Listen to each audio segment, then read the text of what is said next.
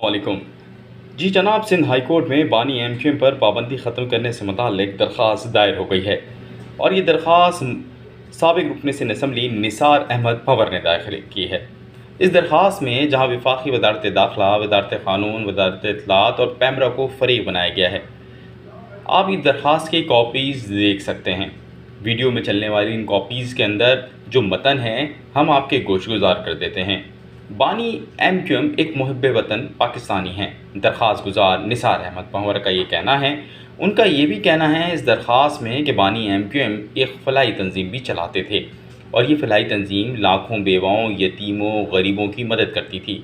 इस दरख्वास्त के अंदर खिदमत खल्क फाउंडेशन से मुताल्लिक़ एक मुकम्मल डिटेल जमा कराई गई है कि किस तरह खिदमत खल्क फाउंडेशन रिलीफ़ के काम करती थी। और दरख्वास्त गुजार का ये भी कहना है कि बानी एमक्यूएम सैलाब से मुताल्लिक़ जो इस वक्त रिलीफ़ का काम जारी है उसमें भी फ़ाल किरदार अदा कर सकते हैं। बानी एमक्यूएम पर पाबंदी आइन के आर्टिकल 4, 17, 19 और 25 के ख़िलाफ़ वर्जी है। दरख्वास्त के अंदर ये भी कहा गया है कि पाबंदी ख़त्म करने के लिए मुतल्लिक़ा हुक्काम से रब्ता किया गया था मगर उन्होंने कोई कार्रवाई नहीं की। दरख्वास्त गुजार निसार अहमद पंवर ने इस दरख्वास्त में ये भी तहरीर किया है कि बानी एमक्यूएम को मुल्क में सियासी और फलाही सरगर्मियों की इजाज़त दी जाए और बानी एमक्यूएम पर आयद पाबंदियाँ ख़त्म की जाएँ। ये तो थी दरख्वास्त जो आपके साथ चल रही है और आप इसको देख रहे हैं। निसार अहमद पंवर जो हैं इनके हवाले से ये कहा जा रहा है कि ये एमक्यूएम के साबिक़ रुकन असम्बली के साथ साथ इंतहाई वफ़ा परस्त कारकुन हैं।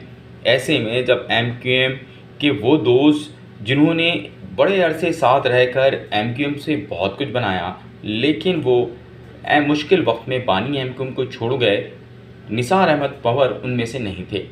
और ये भी कहा जा रहा है कि माजी की तरह कि जैसे कि सिंध हाई कोर्ट में एक दरख्वास्त दायर हुई थी, तमाम जो कारकुन थे उन्होंने अपनी दरख्वास्त वापस ले ली थी या वो अचानक ही मंजराम से गायब हो गए थे। निसार अहमद पंवर के मामले में ऐसा होता नज़र नहीं आ रहा क्योंकि निसार अहमद पंवर डट के खड़े होने वालों में से हैं। ये भी कहा जा रहा है कि जो खालिद मुमताज़ एडवोकेट का इंतखाब किया गया है वो भी इसीलिए किया गया है कि खालिद मुमताज़ एडवोकेट ना सिर्फ बार की सियासत में सरगर्म हैं कराची बार के, बल्कि वो मुस्लिम लीग नून से भी उनके बड़े अच्छे मरासिम हैं, तो वो मरासिम भी इस्तेमाल किए जाएंगे। और यूँ कराची में पीटीआई को एक बड़ा डेंट पड़ सकता है कि अगर बानी एमक्यूएम की जमात फ़ाल हो जाए, क्योंकि एन 245 के इलेक्शन और दीगर जगहों पर यह बात साबित हो चुकी है कि जो मौजूदा बहादुराबाद की एमक्यूएम है वो नाकाम हो गई है और इसी वजह से उसको शर्मनाक शिकस्त का सामना करना पड़ा है।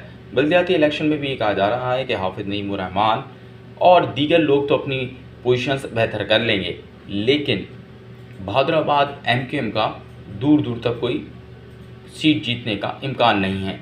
सीट तो वो निकाल ही लेंगे इक्का दुक्का, लेकिन कोई बड़ी सीट निकालना या मुय्यर मुंतखब होना उनके बस से बाहर होगा, क्योंकि पीपल्स पार्टी के साथ साझेदारी की इस सियासत में पीपल्स पार्टी ने जो हदबंदियाँ की हैं उस पर नूरा कुश्ती तो जारी है, ताहम वो हदबंदियाँ मंजूर हो चुकी हैं इलेक्शन कमीशन से और उसी की बुनियाद पर इलेक्शन होंगे।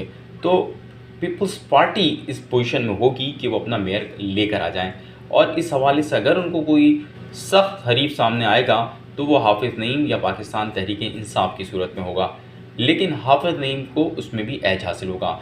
खैर, हम बात करते हैं बानी मुत्तहिदा की सियासत की तरफ। बानी मुत्तहिदा की सियासत में ये अगस्त के अंदर दूसरा बड़ा मौका है जब उन्होंने दोबारा सियासत में फ़ाल होने की कोशिश की है।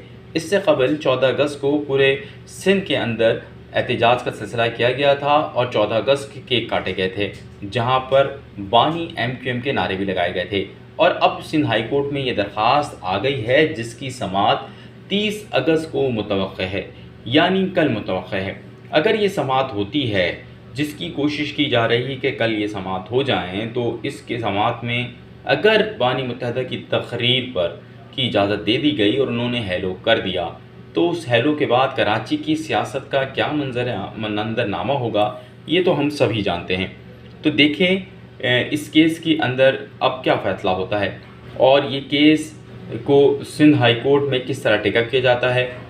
अगर ये केस चल जाता है और इसको केस को की दरख्वास्त पर समाअत होती है तो सबसे पहले तो होंगे नोटिसेस लेकिन ये भी हो सकता है कि किसी किस्म के हुक्म इम्तना या स्टे हासिल करने में बानी मुत्तहदा के वकील या निसार अहमद पंवर के वकील कामयाब हो जाएं और खालिद मुमताज़ एडवोकेट इसकी अहलियत भी रखते हैं। लिहाजा अगर एक हेलो हो गई तो बहादुराबाद पे क्या क़यामत गुजरेगी उसका अंदाज़ा तो सभी वाक़फ़ान हाल जानते हैं। लिहाजा इस वक्त कराची की सियासत या सिंध की सियासत से जुड़े हर शख्स को इस केस की हियरिंग का इंतज़ार है और इसको सिर्फ सियासतदान ही नहीं बल्कि और भी बहुत से इदारे मॉनिटर कर रहे हैं। इस केस से जुड़े रहने के लिए आप हमसे जुड़े रहें। हम आपको इस केस से मुताल्लिक हर अपडेट बर वक्त पहुँचाते रहेंगे जैसा कि माजी में पहुँचाते रहे हैं।